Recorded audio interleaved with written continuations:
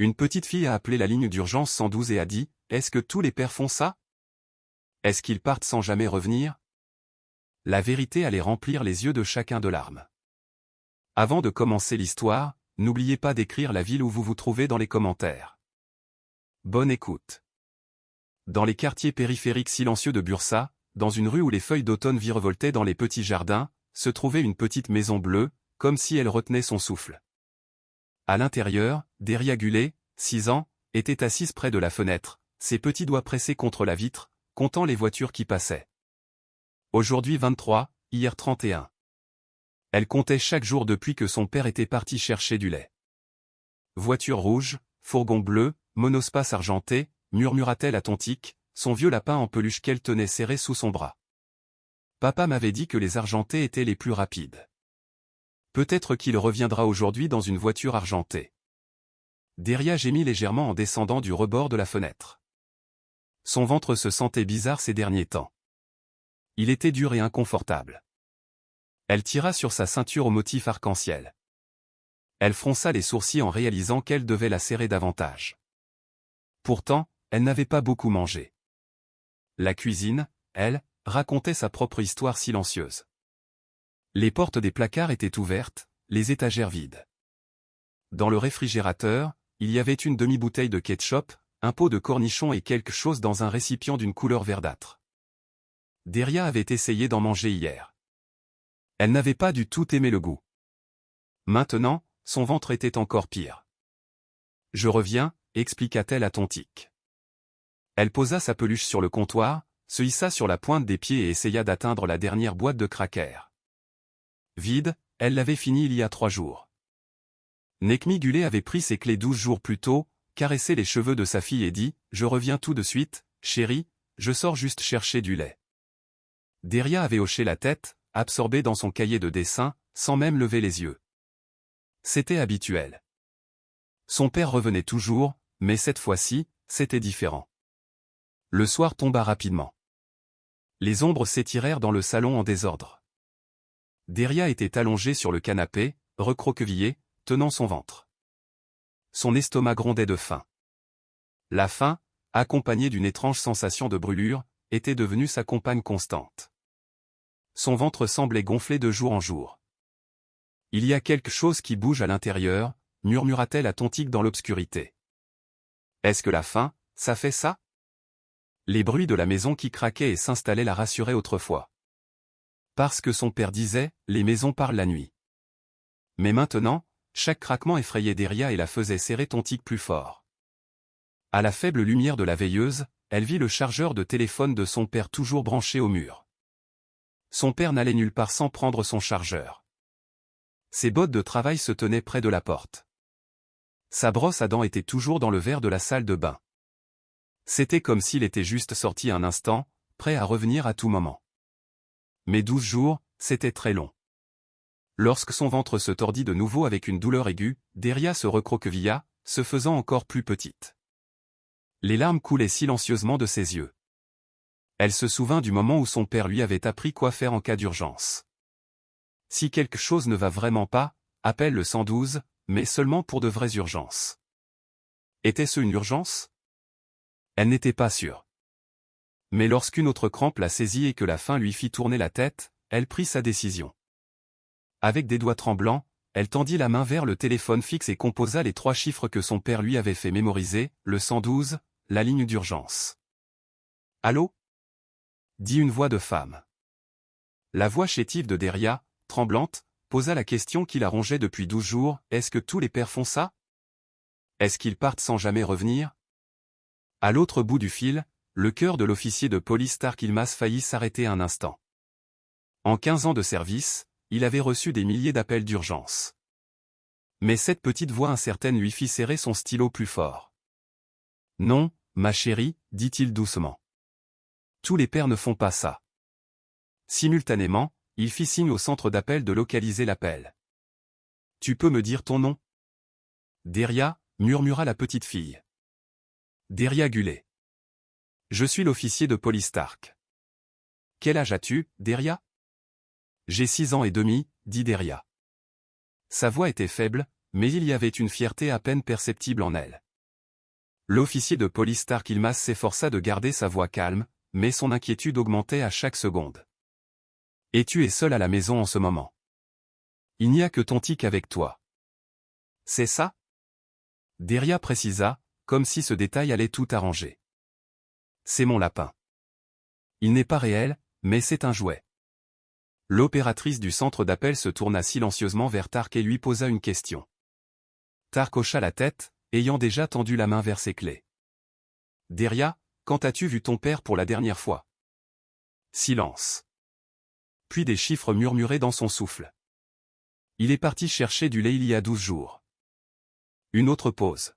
« J'ai très mal au ventre, monsieur le policier. » Tark, le téléphone toujours à l'oreille, se dirigea rapidement vers la voiture de police. « Je viens t'aider.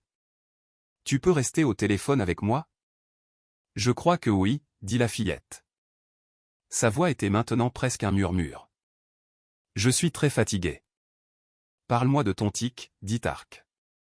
Alors qu'il mettait la sirène et s'éloignait du commissariat, quelle est sa couleur, par exemple ? Deria commença à décrire son lapin gris, usé par l'amour, avec un œil tombant et les oreilles rapiécées. Alors que Tark roulait rapidement dans les quartiers silencieux de Bursa, il ne pouvait pas faire taire ses pensées. Un enfant de cet âge n'appelait généralement pas le 112 seul. Quoi qu'il se passe dans cette maison, cette petite fille était seule depuis bien trop longtemps. « Tu viens en voiture de police ?» demanda soudain Deria, avec une lueur d'espoir. « Oui, exactement, » dit Tark. Il entendit son souffle excité. « Papa disait que les policiers étaient de bonnes personnes, » dit Deria. Sa voix était plus forte un instant.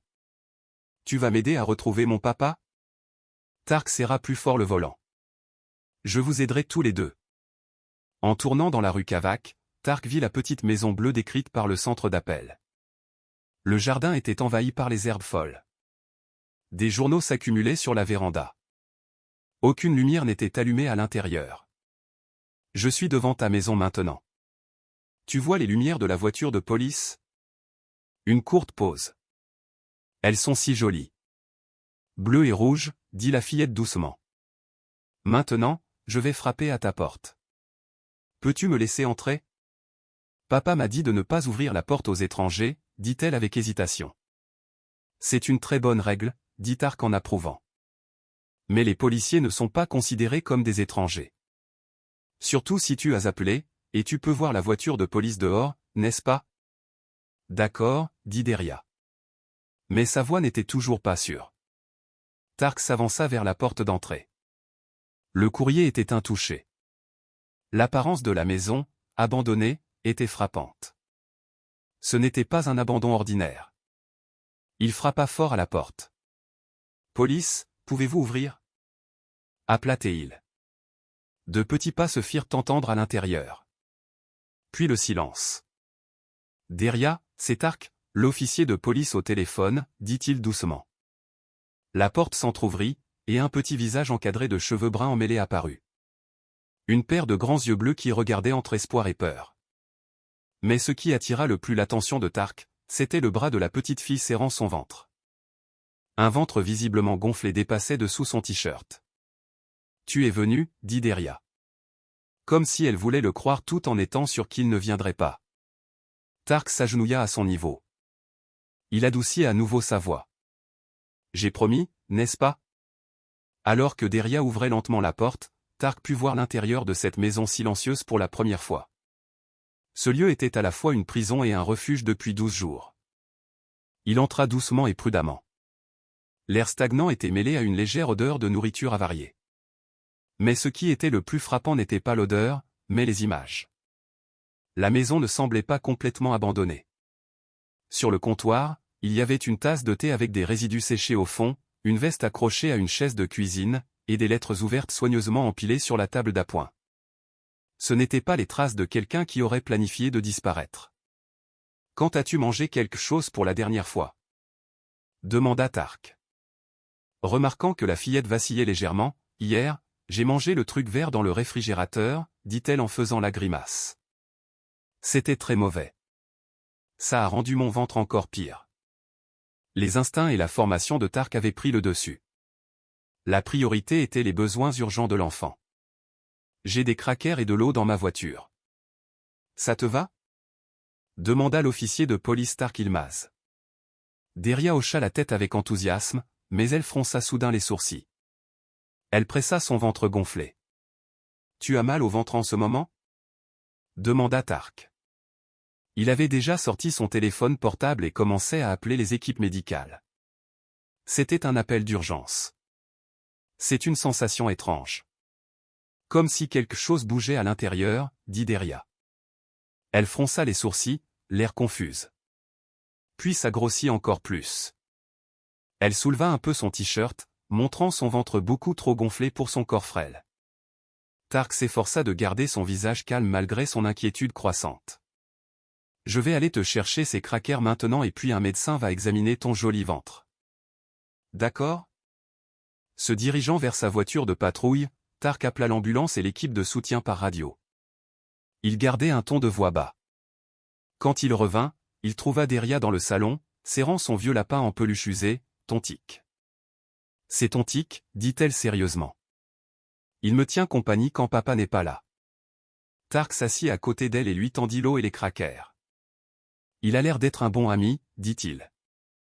Pendant que Deria mangeait lentement, Tark eut l'occasion de regarder plus attentivement autour de lui. Sur les murs, il y avait des photos encadrées, une petite fille et un jeune homme posant en riant dans un parc, sur une plage, devant un sapin de Noël. Il y avait de l'amour dans cette maison. Peux-tu me parler un peu de ton père? Quel est son nom? Nekmi Gülay, dit-elle en buvant lentement de l'eau. Il travaille dans le grand bâtiment aux vitres bleues. Il répare les ordinateurs. Et vous vivez seulement toi et ton père dans cette maison? Deria hocha la tête. Ma maman est décédée quand j'étais bébé. L'œil de Tark se posa sur un portefeuille sur la table d'appoint, sur les clés accrochées près de la porte, sur le chargeur de téléphone toujours branché au mur. Aucun parent n'abandonnerait son enfant en laissant son portefeuille, ses clés, et le chargeur de son téléphone derrière lui.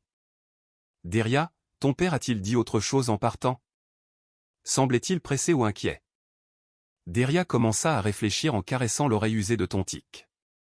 Son téléphone bipa. Elle regarda l'écran. Son visage devint soudain sérieux. Puis elle dit, je vais chercher du lait, je reviens tout de suite. Sa voix se fit plus petite, mais il n'est pas revenu. Dehors, les sirènes commencèrent à se rapprocher. Tark serra fermement la main de la petite fille. Je vais t'aider à retrouver ton père, Deria. C'est une promesse. Une légère étincelle d'espoir brilla sur le visage de Deria. Vraiment? Vraiment, mais d'abord, nous devons te faire te sentir un peu mieux. Alors que les équipes médicales entraient dans la maison, Tark recula d'un pas et leur transmit la situation en silence. Quand il revint, Deria le regardait avec des yeux qui portaient une expression bien au-delà de son âge. Les autres enfants à l'école, dit-elle doucement. Certains de leurs pères sont partis et ne sont jamais revenus. Leurs mamans disent que ses pères ne voulaient plus d'eux. Son menton trembla. Mon papa ne veut plus de moi non plus? Tark s'agenouilla devant elle. Il regarda ses yeux bleus interrogateurs. Deria, je ne peux pas savoir exactement ce qu'il est advenu de ton père en ce moment. Mais tout dans cette maison me dit qu'il n'avait pas l'intention de t'abandonner, et je ne m'arrêterai pas avant de connaître la vérité. Alors que les équipes médicales se préparaient à transporter Deria à l'hôpital, elle serrait toujours Tontik fort contre elle. En 15 ans d'expérience policière, Tark avait toujours fait confiance à son instinct, et cette fois, chaque fibre de son être criait, Nekmi Gülay n'avait pas abandonné sa fille. Quelque chose d'autre l'empêchait de rentrer chez lui. Le service pédiatrique de l'hôpital de la ville de Bursa était peint de bleu joyeux. Des animaux de dessins animés dansaient sur les murs. Cette vue aurait dû être réconfortante. Mais alors que Tark observait l'examen de Deria, il ne vit rien d'autre que la peur dans les yeux de la fillette. « Tu es très bien, Deria, dit la docteure Leila Özmen. Tout en pressant doucement son ventre gonflé, ça te fait mal quand j'appuie ici? Deria hocha la tête et serra Tontik plus fort. Nous devrons faire quelques tests, dit doucement la docteure Leila à Tark. Son corps est déshydraté et mal nourri. Ce gonflement abdominal m'inquiète sérieusement. Alors que Deria était emmenée sur une civière à roulettes pour les tests, une femme bien habillée s'approcha de Tark dans le couloir. Officier de police Yılmaz, je suis Sevda Aydin, travailleuse sociale, dit la femme en costume. Tark avait déjà anticipé sa venue. Le Bureau provincial des services familiaux et sociaux de Bursa intervenait dans chaque cas d'enfant présumé abandonné. Que pouvez-vous me dire sur la situation? Demanda Madame Sevda, ouvrant son carnet de notes. Tark partagea les informations limitées qu'il avait. Deria était seule à la maison depuis 12 jours. Son père, Nekmi Gulé, avait disparu soudainement et sans explication. Mais son portefeuille, ses clés, son chargeur de téléphone étaient à la maison. Avez-vous déposé une déclaration de disparition pour le père? Elle est en cours de traitement. Son nom est Nekmi Gulé, il a 29 ans. Il travaille chez Techno Sözümbilizim. Madame Sevda prit des notes en gardant son expression professionnelle. Et la mère, d'après ce que l'enfant a dit, est décédée quand elle était bébé. Dans ces mots, il y eut un court soupir, une petite fissure où son émotion transparaissait. Pendant que vous continuez votre enquête, dès que Deria sera médicalement sortie de l'hôpital, nous devrons lui trouver un placement temporaire. Cette phrase s'ancra en Tark. Il savait par expérience qu'une fois qu'un enfant entrait dans le système, les rouages commençaient à tourner et les histoires individuelles se perdaient souvent. Je veux rester impliqué dans ce dossier, dit-il avec détermination. Sevda haussa un sourcil. Il n'est pas habituel que les officiers de patrouille suivent le processus dans ce genre de situation. Je lui ai promis, dit-il simplement. Ce ton dans sa voix eut un effet sur Madame Sevda. La femme le scruta attentivement. Puis elle hocha la tête. Je vous tiendrai informé. Quand Deria revint des tests, Tark l'attendait dans la chambre d'hôpital. Il lui tendit un petit chien policier en jouet qu'il avait apporté. Voici ma vie, dit-il en souriant. Peut-être qu'il tiendra compagnie à ton tic. Une lumière apparut sur le visage fatigué de Deria, même si ce fut de courte durée. Merci, murmura-t-elle. Deria, continua Tark, voici Madame Sevda. Elle va nous aider à te placer dans un endroit sûr. Et pendant ce temps, je vais essayer de retrouver ton père. La peur apparut sur le visage de la petite fille. Je peux rentrer chez moi. Et si papa revient mais que je ne suis pas là? Tark échangea un regard avec Madame Sevda. Puis il répondit prudemment. Je laisserai mon numéro de téléphone sur la porte de la maison. Si ton père revient, il pourra m'appeler tout de suite. Deria baissa la tête, comme si elle réfléchissait. Elle caressait les oreilles de ma vie dans sa main. Promets-moi que tu ne cesseras pas de chercher. Je te le promets, dit Tark en la regardant dans les yeux. Cette nuit-là, après que Deria fut admise à l'hôpital pour observation nocturne, Tark retourna à la maison de la famille Gulé, comme promis. Il laissa ses coordonnées sur la porte. Mais il ne s'attendait guère à ce que Nekmi réapparaisse soudainement. Pourtant, la maison dégageait une sensation différente. Maintenant, elle n'était plus mystérieuse, mais comme si elle contenait une menace silencieuse. Il commença à parcourir les pièces une par une, cherchant des indices sur la disparition. En entrant dans la cuisine, son regard tomba sur le calendrier du réfrigérateur. Les horaires de travail de Nekmi et les notes sur les cours de natation de Deria y étaient inscrits. Rien d'inhabituel n'était noté pour le jour de sa disparition. Il vérifia le répondeur du téléphone fixe. Il y avait 3 messages, 2 de son travail demandant pourquoi il n'était pas venu, et un de l'école primaire de Kavaktep informant de l'absence de Deria. Aucun ne suggérait une fuite planifiée. Dans la chambre, l'armoire était toujours pleine de vêtements. La brosse à dents était dans la salle de bain. Ses médicaments sur ordonnance pour son allergie étaient à moitié pleins. Alors qu'il s'apprêtait à partir, la lumière de sa lampe de poche se refléta sous le canapé. Quelque chose brillait. Le téléphone portable de Nekmi était à court de batterie. Dans le monde d'aujourd'hui, aucun adulte ne laisserait volontairement son téléphone derrière lui. Assis dans sa voiture de patrouille dehors, Tark réfléchissait à toutes les données qu'il avait. Un jeune père disparaît soudainement, mais son portefeuille, ses clés et son téléphone restent à la maison. Sa petite fille a été laissée seule pendant presque 2 semaines. Ce n'est pas un abandon. C'était autre chose. Il démarra sa voiture. Il décida d'aller à Techno Sözümbilizim Ltd le lendemain. Quelqu'un là-bas devait savoir quelque chose. En s'éloignant de la maison, il jeta un dernier regard à la petite maison bleue. Ses fenêtres étaient sombres, silencieuses, mais elles contenaient des secrets attendant d'être résolus. Pour Deria, il les découvrirait. Le lendemain matin, alors que la lumière du matin filtrait par la fenêtre de l'hôpital de la ville de Bursa, Deria ouvrit les yeux. Pendant un instant, elle ne sut pas où elle était. Puis elle serra Tontik et Mavi contre sa poitrine. Elle était maintenant seule, mais peut-être pas si seule. Les événements de la veille revenaient lentement à l'esprit de Deria Gulay. Les policiers au visage souriant, les médecins, et la femme en costume gris qui posait beaucoup de questions, puis la docteure Leila Eusmen entra avec un plateau de petit déjeuner. « Bonjour Deria. Comment va ton ventre aujourd'hui ? Un peu mieux ? » Deria, d'une voix faible, murmura « J'ai toujours mal. » Et il semble encore plus gonflé. Le sourire du médecin persistait sur son visage, mais il y avait de l'inquiétude dans ses yeux. Elle examina attentivement le ventre de Deria. « Nous allons faire quelques tests supplémentaires aujourd'hui. Nous devons comprendre ce qui nous préoccupe tant. » Plus loin dans le couloir, l'officier de police Tark Yılmaz montrait son badge au comptoir des infirmières. « Y a-t-il du nouveau concernant Deria Gulay ?» L'infirmière répondit, « Le docteur a demandé des tests supplémentaires. La cause du gonflement de son ventre n'est pas encore claire. » Tark hocha la tête. Son esprit était déjà à son prochain arrêt, Techno Sözüm Bilizim Ltd. C'était un bâtiment de 3 étages avec une façade en verre, en plein centre-ville. Exactement comme Deria l'avait décrit. À la réception, il se présenta et dit qu'il souhaitait rencontrer le directeur de Nekmi Gulay. Peu de temps après, il s'assit en face de Fikri Kos. « Nekmi est l'un de mes meilleurs techniciens, » dit Fikri. « Quand il n'est pas venu travailler, je l'ai appelé plusieurs fois. Ce n'est pas du tout son genre de comportement. » Quelle était son humeur la dernière fois que vous l'avez vu ? Fikri réfléchit. Il était fatigué. Il prenait des quarts supplémentaires.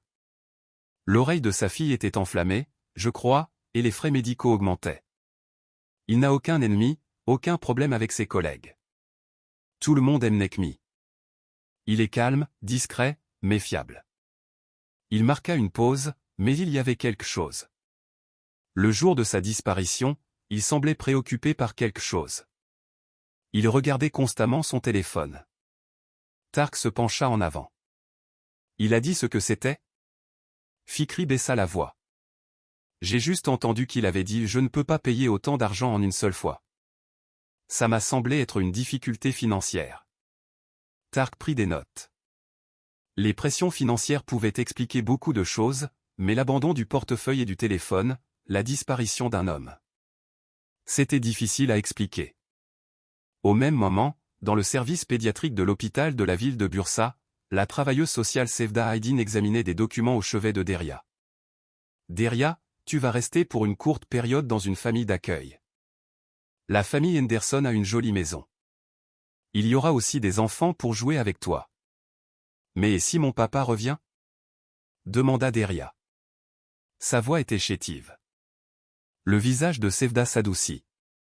L'officier de police Tark Yılmaz cherche ton père. La famille Henderson sait que c'est temporaire. Sur le pas de la porte, une infirmière chuchota à une autre. Un cas d'abandon classique. Pauvre enfant. La seconde infirmière hocha la tête. Je le vois tout le temps. Parents célibataires, difficultés financières, enfants malades. La force humaine a ses limites. Deria semblait occupée avec ses jouets, mais elle avait tout entendu. Ses petites mains serrèrent Tontik plus fort. Ses yeux se remplirent de larmes. L'après-midi, Tark se rendit à la banque de Nekmi. Les mouvements de son compte étaient réguliers. Le salaire était versé, et il y avait des dépenses régulières comme le loyer, les factures, le supermarché. La dernière transaction avait eu lieu au marché la nuit de la disparition de Nekmi. Le gérant du supermarché accepta de visionner les enregistrements des caméras de sécurité. Sur les images, Nekmi entrait à 19h42, regardant constamment son téléphone. À 19h51, il recevait un appel, son expression changeait, il laissait son caddie à moitié rempli et sortait rapidement. Y a-t-il une caméra de parking ? Demanda Tark. Le gérant passa à la caméra extérieure. Nekmi courut à sa berline bleue et partit en vitesse. Tark nota l'heure et la direction. J'ai besoin d'une copie de ces images. Quand le soir tomba, Tark retourna à l'hôpital de la ville de Bursa.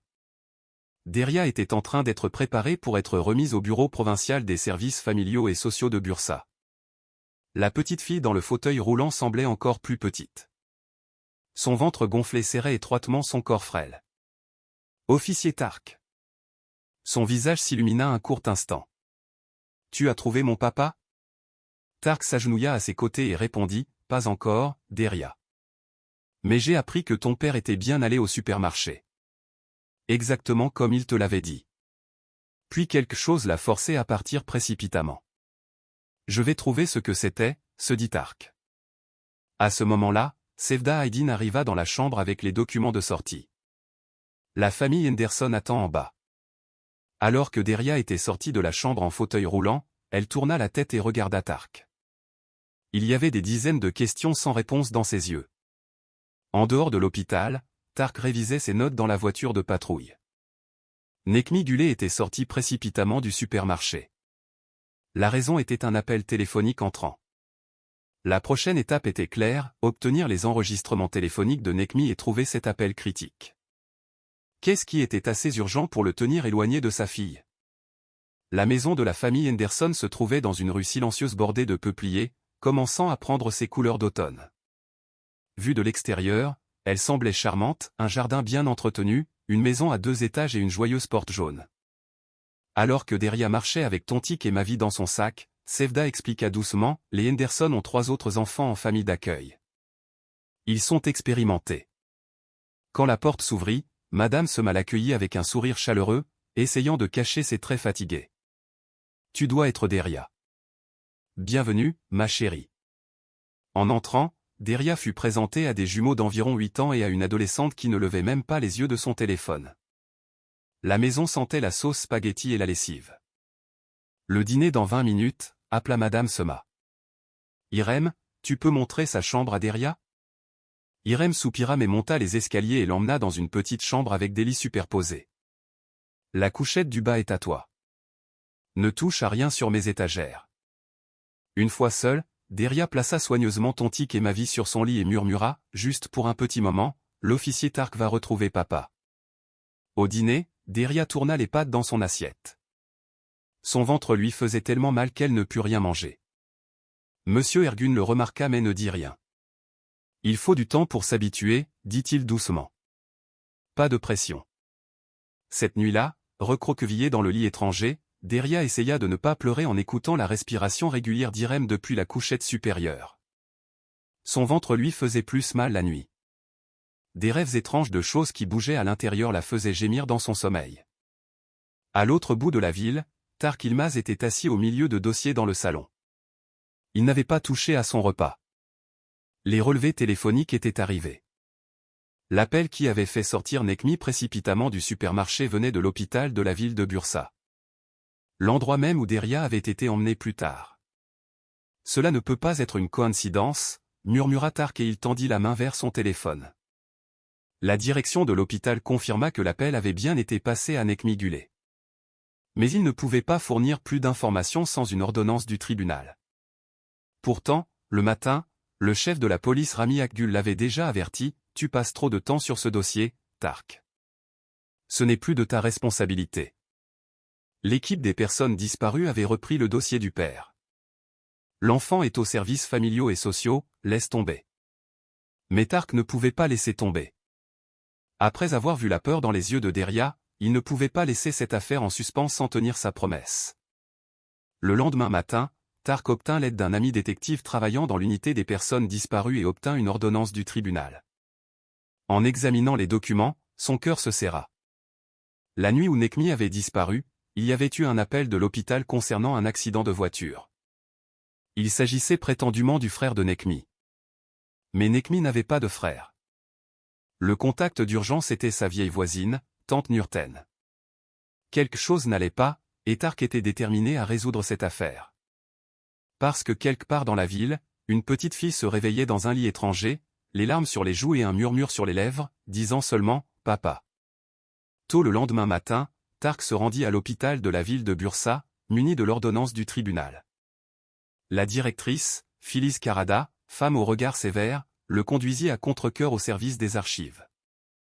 Elle confirma l'appel passé à Nekmi Gulé le 3 octobre à 19h48. L'appel avait été fait pour un patient masculin non identifié, amené à l'hôpital après un accident de la circulation. Le numéro de Nekmi Gulé était enregistré dans les contacts d'urgence du téléphone du patient. « Alors, je veux voir ce John Doe, ce patient non identifié, » dit Tark. Sa voix était déterminée. Phyllis Karada hésita. Il a été transféré à la clinique de soins de longue durée au 4e étage. Son identité n'a toujours pas été établie, dit la directrice Phyllis Karada. Tark l'a suivi à travers des couloirs faiblement éclairés, atteignant une section où les patients se reposaient en silence. Au bout du couloir, Phyllis s'arrêta devant la chambre 412. « Il est toujours dans le coma », prévint-elle avant d'ouvrir la porte. Tark entra, le cœur battant dans sa poitrine. Sur le lit, un homme était allongé, relié à divers moniteurs, le visage partiellement couvert par un masque à oxygène. Malgré les ecchymoses et le gonflement de son visage, Tark le reconnut immédiatement, Nekmi Gulé, d'après les photos de famille dans la maison de Deria. Pendant ce temps, Deria essayait d'ignorer les regards curieux des autres élèves de CP dans une classe étrangère. La famille Henderson l'avait inscrite à l'école locale pendant que son cas était en cours. « Aujourd'hui, nous avons une nouvelle amie », dit l'enseignante Esra d'une voix joyeuse. « Voici Deria, accueillons-la. » Pendant la récréation, Deria était assise seule sur un banc. Sa main s'était inconsciemment portée à son ventre gonflé. Une petite fille aux cheveux roux bouclés s'approcha. « Je suis Zeynep, » dit-elle en se présentant. « Tu veux jouer à la marelle ?» Deria hocha la tête. « J'ai mal au ventre. » Zeynep hocha la tête avec la sagesse d'une enfant de 6 ans. « Quand j'ai mal au ventre, ma maman me fait une tisane au gingembre. » Ta maman va te faire du thé après l'école ? Ma maman est au paradis, dit Deria, comme si elle annonçait la météo. Et mon papa ? Sa voix trembla. Il est porté disparu maintenant. Les yeux de Zeynep s'écarquillèrent. Comme quand j'ai perdu ma maman au supermarché ? Un peu comme ça, dit Deria. Cette comparaison la réconfortait étrangement. Après l'école, Madame Sema remarqua le malaise de Deria et prit un nouveau rendez-vous chez le médecin. L'hôpital a appelé. Ils veulent faire d'autres tests concernant ton ventre. Ce soir-là, à la maison Henderson, l'art-thérapeute demanda aux enfants de dessiner leur famille. Les jumeaux dessinèrent des scènes chaotiques remplies de bonshommes allumettes. Irem dessina une figure solitaire avec des écouteurs. Deria dessina 2 grandes figures avec une petite figure au milieu. L'une des grandes avait des yeux tristes, l'autre portait un chapeau bleu. « Qui sont ceux ?» demanda la thérapeute doucement. Deria désigna du doigt. « C'est moi. C'est mon papa aux yeux tristes. Et c'est l'officier Tark, celui avec la casquette de police. Il retrouve mon papa. » La thérapeute prit note mais interpréta mal le dessin, traumatisme potentiel lié à 2 figures masculines. À l'hôpital, Tark se tenait au chevet de Nekmi. Les pièces du puzzle commençaient enfin à s'assembler. L'accident s'était produit à quelques rues du supermarché. Nekmi, se précipitant sur les lieux après l'appel concernant son prétendu frère, avait été impliqué dans l'accident et était lui-même devenu un patient. Son identification n'ayant pas pu être faite, il était resté un patient non identifié. Pendant près de 2 semaines, le père et la fille avaient été séparés uniquement à cause d'informations incomplètes et de complications bureaucratiques. « Je t'ai trouvé, Deria », murmura Tark dans la pièce silencieuse. « Maintenant, je dois vous réunir. »« Qu'est-ce que ça veut dire que vous ne me croyez pas ?» cria Tark avec colère dans le bureau de la directrice de l'hôpital. « Je vous dis que cet homme est Nekmi Gulé. » Phyllis Karada gardait son calme derrière son bureau. « Officier Ilmaz, je comprends votre conviction, mais nous avons des procédures. Nous ne pouvons pas retirer un patient du statut de John Doe sans une pièce d'identité officielle, des empreintes digitales ou la confirmation de la famille. Sa fille est actuellement en famille d'accueil parce que tout le monde pense qu'elle a été abandonnée, répliqua Tark. Mais l'homme était ici tout ce temps. Alors amenez la fille, qu'elle l'identifie, dit Phyllis Karada. Ou fournissez des empreintes digitales des archives de la police. Tark passa ses mains dans ses cheveux. Il n'a pas de casier judiciaire. Pas d'empreinte digitale non plus. Je ne peux pas amener Deria ici. Parce que sans identification officielle, les services familiaux et sociaux ne donneront pas l'autorisation. C'était un cercle vicieux de bureaucratie. Chaque solution était bloquée par un autre obstacle. À l'autre bout de la ville, Deria était assise au bout de la balançoire dans le jardin de la famille Henderson, observant les autres enfants jouer sans bouger. Pendant la nuit, la douleur abdominale de Deria s'était intensifiée. Elle n'avait presque pas touché à son petit déjeuner. « Tu devrais manger un peu, ma chérie », avait dit Madame Sema. Sa voix était pleine d'inquiétude. Mais même la pensée de manger retournait l'estomac de Deria. Elle essaya d'expliquer qu'il y avait quelque chose d'étrange qui bougeait à l'intérieur. Mais les adultes ne firent que s'échanger des regards inquiets. Juste à ce moment-là, une vieille femme apparut de l'autre côté de la clôture qui séparait les jardins. « Bonjour, petite dame », appela-t-elle. « Je suis tante Nurten. Tu veux voir mon jardin ?» Le jardin de tante Nurten était comme un conte de fées d'automne. Il était rempli de fleurs colorées, de lapins en pierre, de figurines de champignons et d'une petite maison de fées. Deria sourit pour la première fois depuis des jours. « J'ai aussi des petits-enfants de ton âge », dit tante Nurten, tout en montrant à Deria comment enlever les parties fanées des soucis. « Ils viennent le week-end. » Il y avait quelque chose de rassurant dans la présence de la vieille femme. Cela lui rappelait la tendresse que son père lui montrait quand il l'écoutait. « J'ai mal au ventre », avoua soudain Deria, pressant son ventre gonflé avec sa petite main. Tante Nurten réfléchit un instant. « Mon petit-fils a eu ça une fois. Il s'avère qu'il avait bu de l'eau de la rivière au camp. De minuscules insectes sont entrés à l'intérieur. » « Des insectes ?» Les yeux de Deria s'écarquillèrent de peur. « Ils étaient minuscules », dit tante Nurten d'une voix rassurante. « Les médecins ont vite arrangé ça. Il n'y a rien à craindre. » Le même après-midi, l'officier de police Tark Yilmaz se rendit à la direction du parking de Bursa, où la voiture de Nekmi Gulé, remorquée après l'accident, se trouvait. La portière conducteur de la berline bleue était enfoncée, les vitres brisées en 1000 morceaux. À l'intérieur, Tark trouva un sac de sport, quelques lettres et une petite pochette en cuir coincée sous le siège passager. À l'intérieur, il y avait la carte d'identité professionnelle de Nekmi Gulé avec sa photo. Son nom et son prénom étaient clairement visibles. Enfin, murmura Tark, serrant fermement la preuve qui allait convaincre l'hôpital. Alors que le soir tombait, Deria se tenait devant la fenêtre de sa chambre à la maison Henderson, regardant les lampadaires s'allumer un par un. Elle murmura à Tontik et Mavi, posée sur son oreiller, « L'officier Tark va retrouver mon papa. Il a promis. » Une voix inattendue vint de la couchette supérieure. Irem parlait. « Ma maman aussi avait promis de revenir. » Deria regarda le bras qui pendait d'en haut. « Elle est revenue ?» « Non, » dit Irem d'un ton inexpressif. « Mais peut-être que le tien est différent. » Une autre vague de douleur envahit le corps de Deria. Elle tint son ventre. « Il est différent, » dit-elle avec détermination. Mais le doute avait maintenant pénétré son cœur. Il ne m'aurait pas laissé volontairement. Cette nuit-là, alors qu'elle sombrait dans un sommeil agité, Deria rêva de son père, tendant la main vers elle depuis l'autre rive d'une rivière sombre et large. Ses yeux tristes étaient toujours fixés sur elle. À des kilomètres de là, dans la chambre 412, les doigts de Nekmi Gulé tremblèrent sur les draps, comme s'il atteignait quelqu'un ou quelque chose qu'il ne pouvait toucher. Alors que le soleil du matin filtrait à travers les fenêtres de l'hôpital, Tark tendit sa carte d'identité à la directrice Phyllis Karada. En examinant le document, le sang-froid de Phyllis fut brisé un instant. « C'est assez convaincant, » dit-elle. « Je vais immédiatement lancer le processus de mise à jour des dossiers. » « Quand pourra-t-il être officiellement reconnu comme Nekmi Gulé ?» demanda Tark. Phyllis hésita.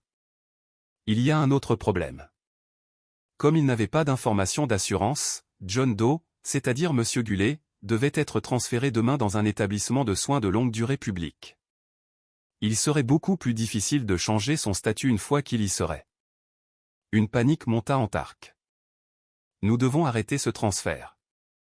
Pour cela, l'approbation du médecin-chef est nécessaire, » dit Phyllis. Et cela pourrait prendre un certain temps, mais il n'avait plus de temps à perdre. Alors que Tark naviguait dans la bureaucratie complexe de l'hôpital, il trouva un soutien inattendu.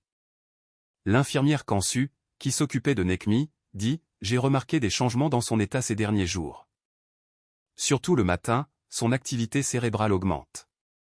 Peut-être est-il plus près de reprendre conscience que ce que les médecins ont réalisé. L'infirmière Kansu accepta de retarder les documents de transfert. Pendant ce temps, Tark continuerait à prendre les mesures nécessaires pour l'identification officielle. Mais je ne peux le retenir que jusqu'à demain matin, avertit l'infirmière Kansu. À l'autre bout de la ville, la travailleuse sociale Sevda Aydin était assise à la table de la cuisine avec Madame Sema et Monsieur Ergun, examinant le dossier de Deria. Nous avons identifié une famille appropriée pour un placement permanent, expliqua-t-elle. Un couple à Kastamonu, expérimenté avec des enfants ayant des problèmes médicaux. Kastamonu? À des heures de route, dit Madame Sema, exprimant son inquiétude. Sevda hocha la tête avec compréhension. Je comprends votre inquiétude, mais quand le père n'est pas dans le tableau, nous devons penser au bien-être à long terme de Deria. Et si son père est retrouvé? Demanda Monsieur Ergun. Après tout ce temps, le ton de Sevda était empreint d'un doute professionnel. Même s'il revient, sa capacité parentale sera sérieusement remise en question. Dans le jardin arrière, inconsciente de cette conversation qui allait façonner son avenir, Deria plantait des bulles de fleurs de printemps avec tante Nurten. Une fois, j'ai planté des fleurs avec mon papa, se souvint Deria. Avec ses petits doigts, elle pressait la terre autour d'un bulbe de tulipe, il dormait sous terre. Jusqu'à ce qu'il soit prêt à se réveiller. Tante Nurten sourit. C'est exactement ça. Certaines choses doivent attendre un peu dans l'obscurité avant de pouvoir voir la lumière. Alors que Deria réfléchissait à ces mots, sa main se porta inconsciemment à son ventre douloureux. Tante Nurten, tu penses que mon papa pourrait être comme les fleurs? Il attend juste quelque part, pour pouvoir revenir. Les yeux de la vieille femme s'adoucirent. Les gens qui nous aiment finissent toujours par trouver un moyen de revenir, dit-elle. Cet après-midi-là, le malaise de Deria devint impossible à cacher. Madame Sema la trouva recroquevillée dans son lit, en larmes. J'ai tellement mal au ventre, gémit Deria. Au centre de santé d'urgence de Bursa, le médecin, en examinant la région abdominale gonflée, augmenta son inquiétude. Des tests plus approfondis sont nécessaires, dit-il. Je la renvoie à l'hôpital. Alors que le soir tombait, l'officier de police Tark Ilmaz se tenait au chevet de Nekmi Gulé. Il avait passé une autre journée à se battre contre les obstacles bureaucratiques. Il avait obtenu un délai supplémentaire pour le transfert, mais il n'avait toujours pas l'autorisation de réunir Deria avec son père. Je sais que tu es là, Nekmi, dit-il à l'homme inconscient. Ta fille a besoin de toi. Tu dois te réveiller. Par instinct, il sortit son téléphone et lui montra une photo qu'il avait trouvée dans la maison de la famille Gulé. Sur la photo, Deria souriait à la caméra avec ses dents de devant manquantes, ses bras enroulés autour du cou de son père. Deria t'attend, continua Tark. Elle a toujours cru que tu reviendrais. Les moniteurs affichaient des signaux réguliers, mais lorsque le nom de Deria fut mentionné à nouveau, il y eut une légère augmentation sur la ligne d'activité cérébrale. Puis une autre. L'infirmière Kansu entra rapidement. Que s'est-il passé? Le moniteur central affiche un changement. Je parlais de sa fille, dit Tark, avec un espoir croissant en lui. Continue à parler, dit l'infirmière Kansu en surveillant attentivement le moniteur. Tark s'approcha un peu plus. Deria a besoin de toi, patient Nekmi. Son ventre est toujours gonflé. Les médecins n'arrivent pas à trouver la raison. Elle a été très courageuse, mais maintenant elle a besoin de son père. Les moniteurs firent cette fois un bond plus fort, puis un miracle. Les doigts de Nekmi bougèrent légèrement, comme s'il atteignait quelque chose. L'infirmière Kansu, les yeux écarquillés, appuya sur le bouton d'appel du médecin. Il réagit. Il vous entend. Pour la première fois en 2 semaines, le fardeau sur les épaules de Tark s'allégea. Nekmi Gulé était toujours là, se battant pour revenir vers sa fille. Maintenant, la seule chose que Tark devait faire était de réunir Deria avec lui avant que le système ne les sépare davantage. Le couloir de l'hôpital était animé. Le docteur Hakan Aslan, spécialiste, examinait les dernières données neurologiques de Nekmi. Ces données montrent une conscience accrue, expliqua-t-il.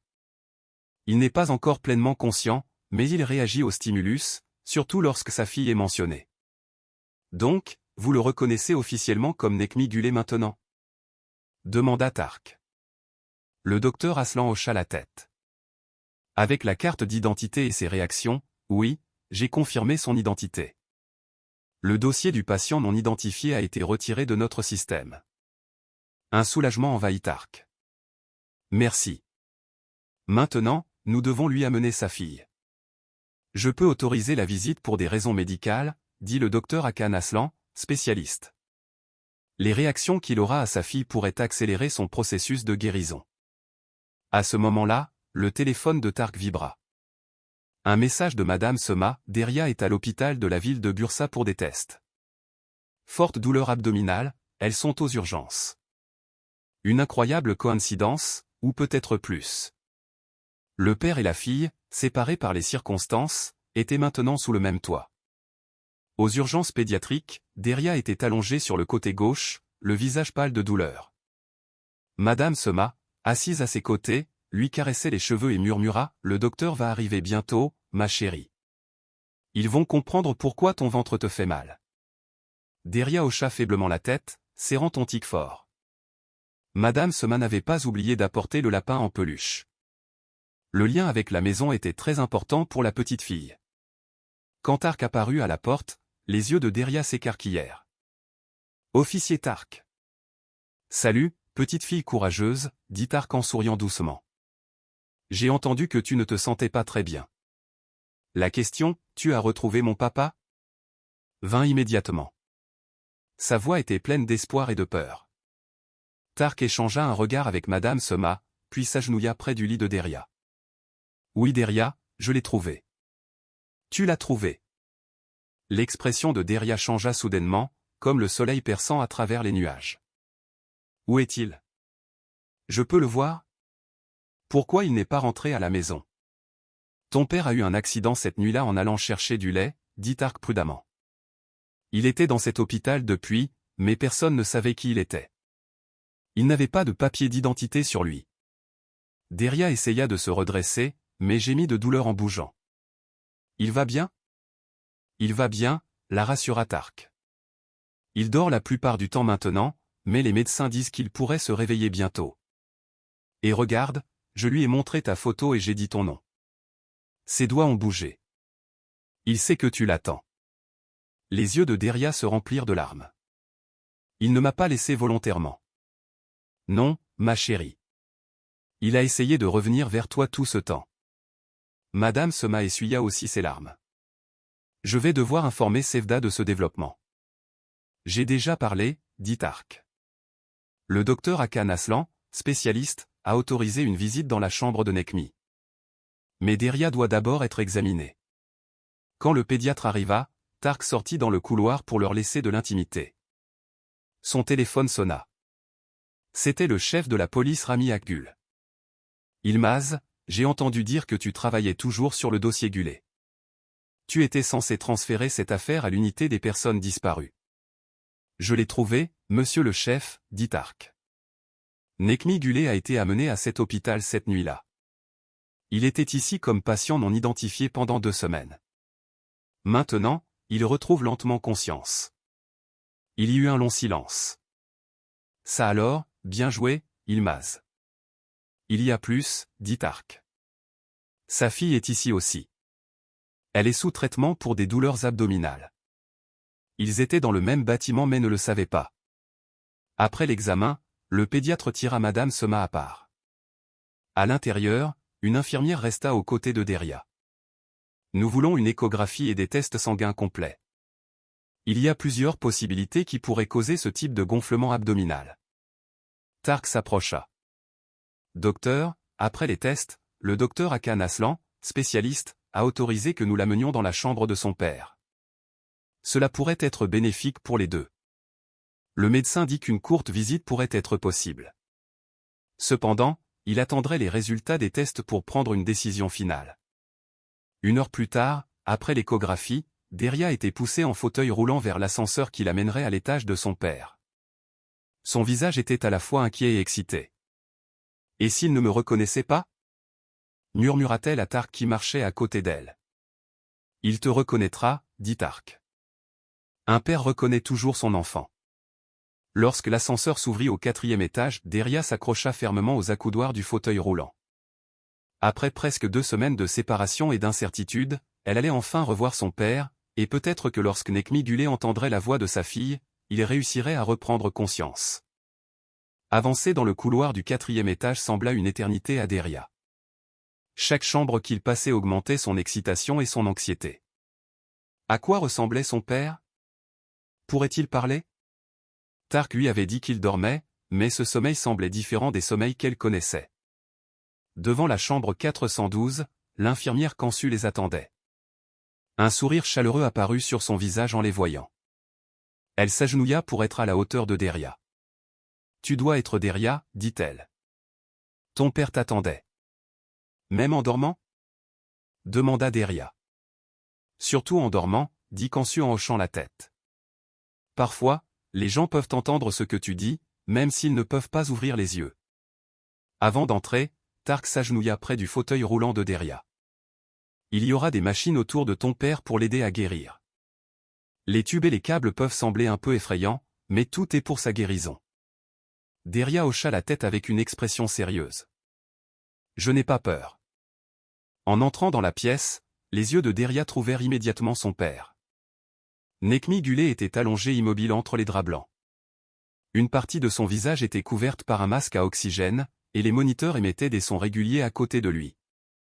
Malgré tous ces tubes et bandages, c'était bien son père. Papa. Sa voix n'était qu'un murmure. Tark rapprocha un peu le fauteuil roulant du lit. L'infirmière Kansu ajusta légèrement la position de Nekmi.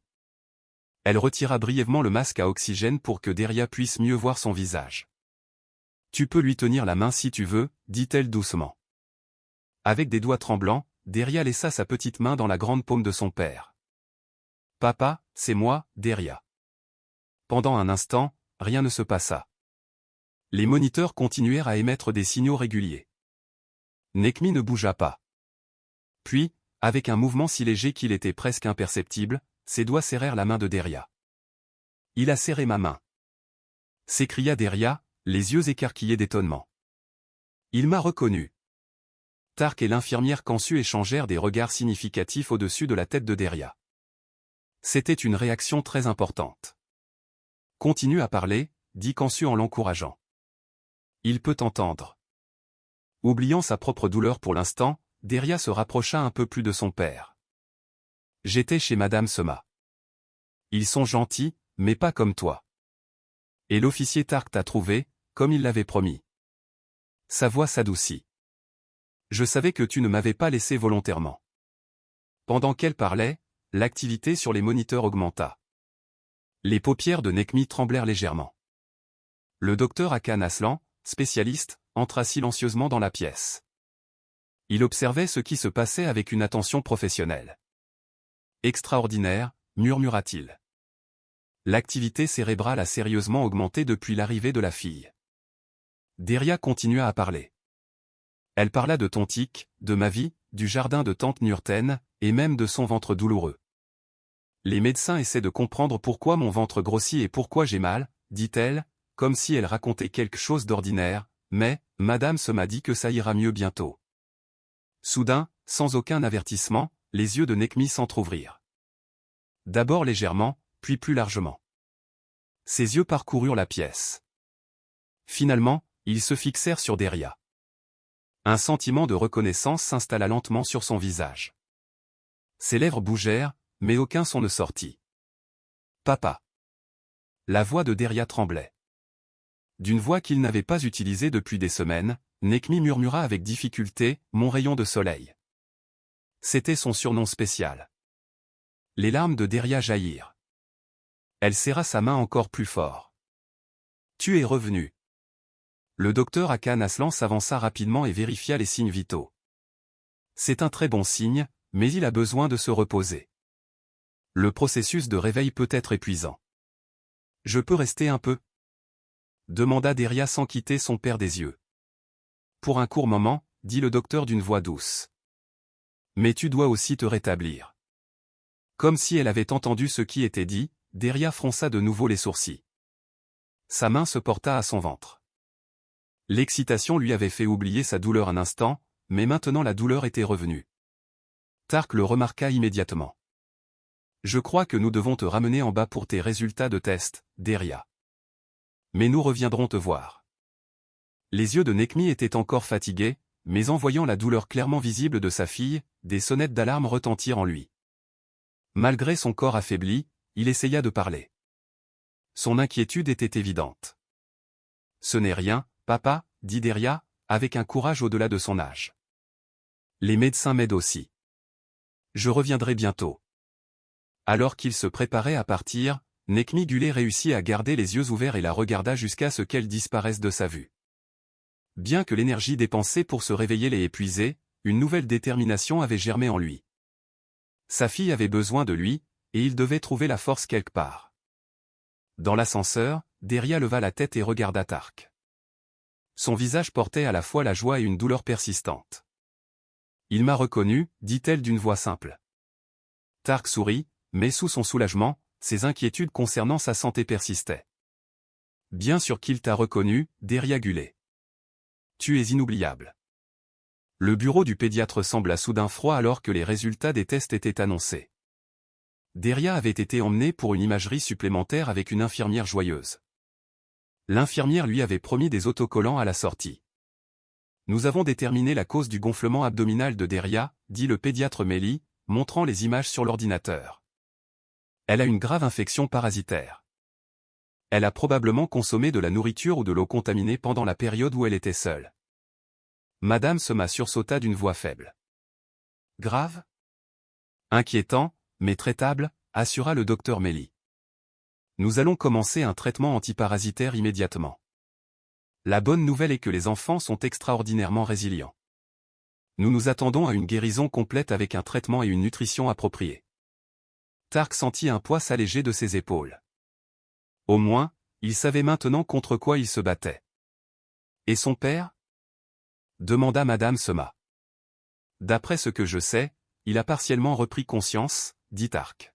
« Il a reconnu Deria, a parlé brièvement, mais il a un long processus de guérison devant lui. » Le docteur Mélie fronça légèrement les sourcils. « Nous devrons consulter la neurologie et coordonner les plans de soins. Pour l'instant, Deria doit rester à l'hôpital pendant au moins quelques jours. » En sortant du bureau, le téléphone de Tark sonna.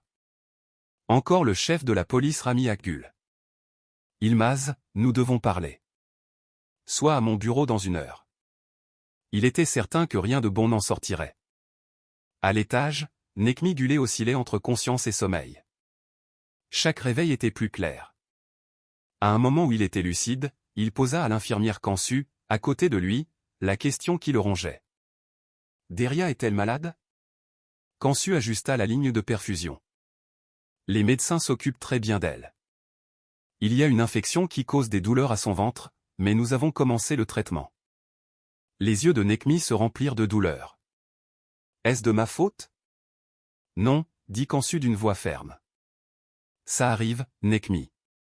Tu as été blessé en essayant d'aider quelqu'un d'autre. » Ses sourcils se froncèrent d'inquiétude. « Quelqu'un. Mon frère. L'accident. » Kansu prit note pour informer le docteur Hakan Aslan. Nekmi commençait à se souvenir de la nuit de sa disparition. 1 heure plus tard, Tark était face au chef de la police Rami Akgul. L'atmosphère était tendue. « Il t'a été ordonné de transférer cette affaire, » commença Rami sans détour. « Tu as continué l'enquête sans autorisation. De plus, tu as fait des promesses à une petite fille sans l'approbation de l'institution. » « Mais j'ai trouvé son père, monsieur le chef, » dit Tark. « Si j'avais suivi la procédure, cet homme serait toujours allongé ici en tant que patient non identifié. Ton devoir est de suivre la procédure, Ilmaz. » Rami se pencha en avant. « Tu es suspendu de tes fonctions jusqu'à ce que l'enquête soit terminée. Remets ton insigne et ton arme. » Ces mots tombèrent comme un coup physique. Il s'attendait à une punition, mais pas à une suspension. Il remit silencieusement son insigne et son arme. « Le dossier Gulé est maintenant transféré au bureau provincial des services familiaux et sociaux, » dit Rami. « Tu n'auras aucun contact avec Deria ni Nekmi Gulé. »« Monsieur le chef, vous ne pouvez pas faire ça. »« Je l'ai déjà fait. L'affaire est close, Ilmaz. » Pendant ce temps, Deria était retournée dans sa chambre d'hôpital. La réalité du diagnostic lui avait été expliquée dans un langage adapté à son âge, il y a de minuscules insectes dans ton ventre qui ne devraient pas y être. Les médicaments allaient faire passer tes douleurs. La travailleuse sociale Sevda Aydin arriva peu après à l'hôpital. Son expression était professionnellement compréhensive. Elle commença à parler avec Madame Sema dans le couloir. Malgré ce qui s'est passé, nous devons poursuivre la planification du placement, dit Sevda.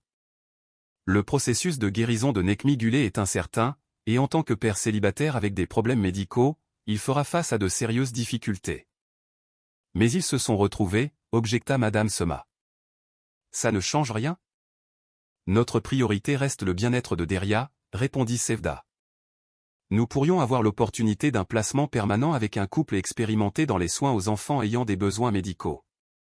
Dans la chambre dont la porte était entr'ouverte, Deria Gulé, assise droite dans son lit, essayait d'écouter leur conversation, cherchant à comprendre ce qu'elle entendait. Son petit esprit avait saisi la terrible éventualité de ce qui se passait, il pourrait la séparer de nouveau de son père. Cette nuit-là, alors que l'hôpital sombrait dans le silence, Deria prit une décision. Elle serra Tontik et Mavi contre elle. Elle avait déjà vu une infirmière faire cela en changeant l'équipement. Elle débrancha soigneusement les câbles des moniteurs. Puis, en chemise d'hôpital et en pantoufles, elle quitta silencieusement sa chambre. Elle savait que son père était au 4e étage. Tout ce qu'elle avait à faire était de le trouver. Mais l'hôpital était très grand et complexe. Elle passa plusieurs fois par les mêmes couloirs. Finalement, elle fut complètement perdue. La douleur au ventre, qui avait diminué grâce aux médicaments, recommença à revenir à mesure que son anxiété montait. Dehors, une tempête d'automne avait commencé. Le bruit de la pluie et du tonnerre frappant violemment les vitres effraya Deria. Effrayée et de plus en plus mal, elle se recroquevilla dans un coin d'une zone d'attente inutilisée. Elle serra ses jouets contre sa poitrine. « Je veux juste mon papa », murmura-t-elle en larmes, tandis que sa fièvre recommençait à monter. Autour du matin, lorsqu'il fut remarqué que Deria n'était pas dans sa chambre, un chaos contrôlé commença à l'hôpital. Les caméras de sécurité étaient examinées tandis que les infirmières se mirent à chercher Deria en appelant son nom à chaque étage. L'infirmière Kansu, ignorant toutes les procédures, informa l'officier de police Tark Ilmaz de la situation. « Je me fiche du protocole, dit-elle. Un enfant est disparu, elle n'a pas pu s'éloigner. Elle commençait tout juste à se rétablir, et l'hôpital est sécurisé la nuit. » Tark se précipita à l'hôpital en civil. Même sans son insigne, il savait une chose, Deria essayait d'atteindre son père. Alors qu'il approchait du 4e étage, un éclair frappa dehors. Les vitres tremblèrent. Il éclaira un couloir étroit menant à une ancienne salle d'attente rarement utilisée depuis la rénovation de l'aile ouest. Il y trouva Deria, recroquevillée dans un coin. « Deria » appela-t-il d'une voix douce. Il s'approcha lentement pour ne pas l'effrayer. Deria, le visage rouge de fièvre, serrait fermement ses jouets et leva la tête. « Oncle Tark » murmura-t-elle. « Je me suis perdu. »« J'ai remarqué » répondit Tark, s'agenouillant à ses côtés. « Tout le monde te cherche. »« J'essayais de trouver mon papa, dit-elle, sa voix tremblante. »« Ils vont encore me séparer de lui. »« J'ai entendu. » Tark la prit dans ses bras. Il réalisa à quel point elle était fiévreuse. « D'abord, nous allons te ramener à ta chambre. Tu dois prendre tes médicaments. Promets-moi que tu ne partiras pas, dit Deria, ses petits bras enroulés autour de son cou. Je te le promets. » En quelques minutes, Deria était de nouveau dans son lit d'hôpital. Les médecins et les infirmières vérifièrent son état. Sa fièvre avait de nouveau augmenté. La douleur abdominale était encore plus intense. Le stress et l'effort physique avaient retardé son traitement. Le pédiatre Méli expliqua la situation à Madame Sema et à la travailleuse sociale Sevda Aydin. Nous devons réajuster ses médicaments et nous assurer qu'elle se repose complètement. Cependant, lorsque Tark fut prié de quitter la chambre, Deria devint si agité que les moniteurs se mirent à sonner. Méli prit rapidement une décision. Il reste pour l'instant. Son état émotionnel affecte sa guérison physique. Sevda tira Tark à part. Tark Ilmaz, je sais que vous êtes suspendu de vos fonctions. Cela ne change pas la vérité, répondit Tark. Deria et son père doivent être ensemble. Le système les a blessés tous les deux. Maintenant, vous envisagez de les séparer pour toujours? L'expression professionnelle de Sevda se fendit pour la première fois. Cette affaire est plus complexe que ça, dit Sevda Aydin. Nekmi Gulé a un processus de traitement et de réhabilitation qui durera des mois. Deria, elle, a besoin de stabilité, d'un suivi régulier et de soins constants. Alors aidez-les à obtenir cela ensemble, répliqua l'officier de police Tark Yılmaz. Au lieu de chercher des raisons de les séparer, trouvez des moyens pour qu'ils puissent rester ensemble. Le même matin, lorsque l'état de Deria se stabilisa un peu, Tark s'assit au chevet de son lit. Deria remuait son petit déjeuner sans appétit. « J'ai peur, dit-elle doucement. Et s'il ne me laisse plus jamais vivre avec mon papa ?» Tark commença à parler d'un ton prudent. « Deria, je veux que tu comprennes quelque chose d'important. Ton père ne t'a pas abandonné volontairement. Il a eu un accident en essayant d'aider quelqu'un d'autre. Maintenant, il essaie de guérir de toutes ses forces pour toi. Et si ce n'est pas suffisant ? Dit-elle, examinant attentivement son visage avec ses petits yeux bleus. Tark lui tint la petite main. Je ne te mentirai pas. Il y a des défis devant nous. Ton père prendra du temps à se rétablir. Tu dois aussi te rétablir complètement. Mais je te promets une chose, je ferai tout ce qui est en mon pouvoir pour que vous puissiez rester ensemble. Juste à ce moment, on frappa doucement à la porte. L'infirmière Kansu entra en poussant un fauteuil roulant. À l'intérieur, Nekmi Gulé était assis, pâle mais déterminé. « Papa !» s'écria Deria. Son visage s'illumina de joie. « Quelqu'un a insisté pour te voir, » dit Kansu en souriant. Le docteur Hakan Aslan, spécialiste, avait autorisé une courte visite. Le rétablissement de Nekmi n'était pas encore complet. Sa parole était lente, ses mouvements instables, mais ses yeux étaient clairs et concentrés uniquement sur sa fille. « Mon rayon de soleil, dit-il, sa voix rauque mais pleine d'amour. Tark recula, permettant à Kansu de rapprocher Nekmi du lit de Deria. Le père et la fille tendirent leurs mains en même temps. « Ils m'ont dit que tu étais malade, dit Nekmi doucement. Parce que je n'ai pas pu être à tes côtés. Ce n'est pas ta faute, papa, répliqua Deria avec détermination. Oncle Tark a expliqué que tu avais eu un accident. Nekmi se tourna vers Tark. Merci, se lisait dans ses yeux. Merci de l'avoir trouvé et d'avoir cru. J'ai juste fait mon travail, dit Tark. Mais nous savions tous que c'était bien plus que cela. Alors que Nekmi et Deria parlaient, l'un avec difficulté et l'autre avec excitation, Tark observa le lien puissant entre eux. Le système devait voir cela, pas seulement un patient et un numéro de dossier, mais un père et une fille qui s'accrochaient l'un à l'autre. À la fin de la visite, alors que Nekmi retournait à sa chambre, fatigué mais le moral remonté, Deria avait changé. La peur avait disparu de ses yeux, remplacée par la même détermination que celle de son père. Nous allons nous en sortir, dit-elle à Tark, avec une confiance inattendue. Parce que nous nous sommes retrouvés. Pour la première fois depuis le début de cette affaire, Tark croyait qu'elle avait raison. Chapitre 14. Préparation au combat. Alors que la lumière dorée du matin filtrait à travers les fenêtres de l'hôpital, Tark entra dans la chambre de Deria avec un petit sac à dos rose. « Tante Nurten t'a envoyé ça » dit-il en le posant sur le lit. Elle a dit que chaque fille courageuse a besoin de ses choses préférées. Deria ouvrit le sac avec enthousiasme. À l'intérieur, il y avait ses pyjamas préférés, sa brosse à cheveux spéciale au poil arc-en-ciel, et une carte faite à la main, décorée de fleurs séchées de tante Nurten, avec qui elles avaient travaillé dans le jardin. Elle s'est souvenue de tout ce que j'aime, dit-elle avec admiration. Les 3 derniers jours avaient apporté des progrès extraordinaires. Le traitement antiparasitaire avait commencé à faire effet, le gonflement abdominal et la fièvre avaient diminué. Le pédiatre Mélie était prudemment optimiste quant à son rétablissement.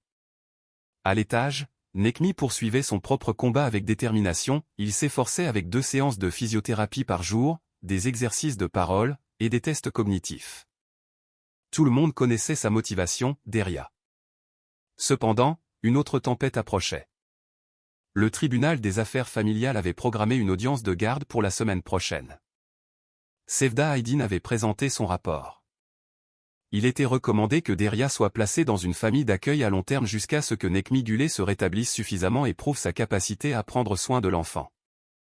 Tark était toujours suspendu, mais l'officier de police Tark Yılmaz, qui refusait d'abandonner la famille Gülay, avait eu recours à toutes les ressources qu'il pouvait imaginer.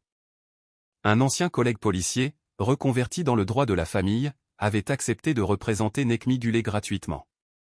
Certains travailleurs sociaux, sympathiques à l'affaire, avaient également fourni des conseils sur la manière de naviguer dans le système.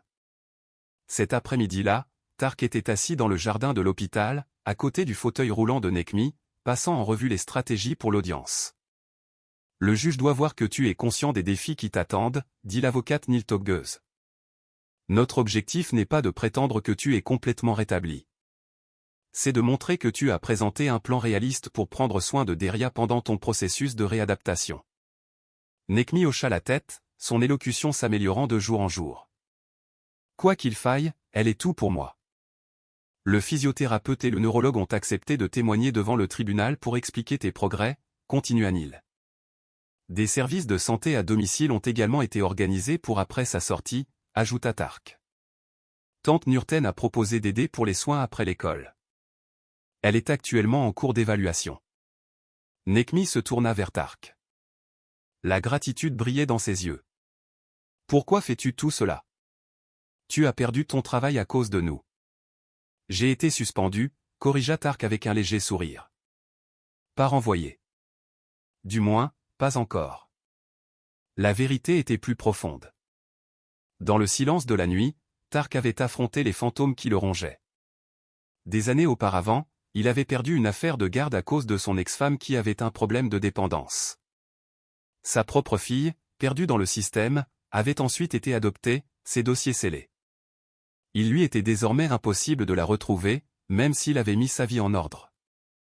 Trouver Deria, l'aider elle et son père, était devenu une forme de rédemption pour lui. Pendant ce temps, Deria suivait une séance de préparation à l'audience avec la psychologue pour enfants, Aïssa Demir, psychologue spécialiste. Le juge pourrait te poser quelques questions pendant l'audience, dit Aïssa d'une voix douce. C'est très important que tu expliques honnêtement comment tu te sens. Je veux être avec mon papa, dit Deria clairement. Il ne m'a pas laissé volontairement.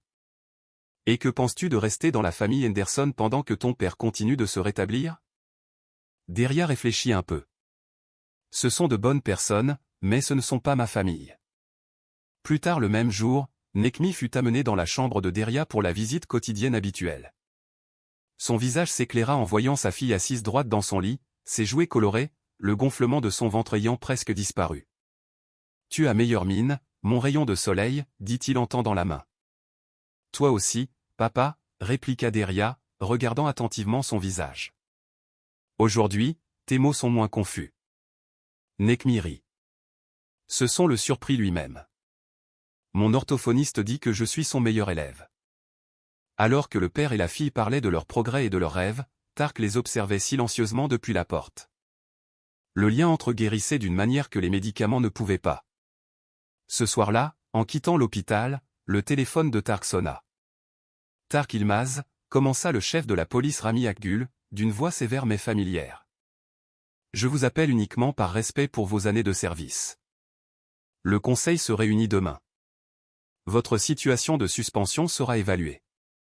Si vous voulez garder votre insigne, vous devriez rester en dehors de ce dossier. Tark regarda le coucher de soleil peindre le ciel de nuances d'orange et de rose. C'était le même ciel que Deria et Necmi voyaient depuis les fenêtres de l'hôpital. Merci pour l'avertissement, monsieur le chef, dit-il calmement. Mais certaines choses sont plus importantes qu'un insigne. Lorsqu'il raccrocha, il y avait une étrange paix en lui. Quoi qu'il arrive demain, il savait qu'il était au bon endroit, réunir un père et sa fille malgré tous les obstacles. Il ne restait que 4 jours avant l'audience de garde. Chapitre 15. Retour à la maison. Le tribunal des affaires familiales semblait plus ordinaire que Tark ne l'avait imaginé. Des bancs en bois, des lumières fluorescentes, des meubles cirés et une odeur de papier. Mais pour Deria, assise entre Madame Sema et Tark, c'était comme un palais où les rois déterminaient le destin des royaumes. Elle portait sa robe bleue, assortie à ses yeux, et serrait Tontik fort contre elle. Son ventre était maintenant presque redevenu normal. Le traitement antiparasitaire avait été efficace, mais il y avait toujours une excitation qui flottait en elle comme des papillons. Tout le monde debout. annonça l'huissier alors que le juge Vural Wilson entrait dans la salle. C'était un homme au visage sévère avec un regard doux derrière ses lunettes à monture métallique. Le représentant de l'État prit la parole en premier. Sa voix était calme et mesurée. Votre honneur, nous reconnaissons les circonstances malheureuses qui ont conduit à la séparation de cette famille. Cependant, notre priorité est le bien-être à long terme de Deria Gullet. Son père fait face à des mois de réadaptation. Ses factures médicales sont élevées, sa situation professionnelle incertaine.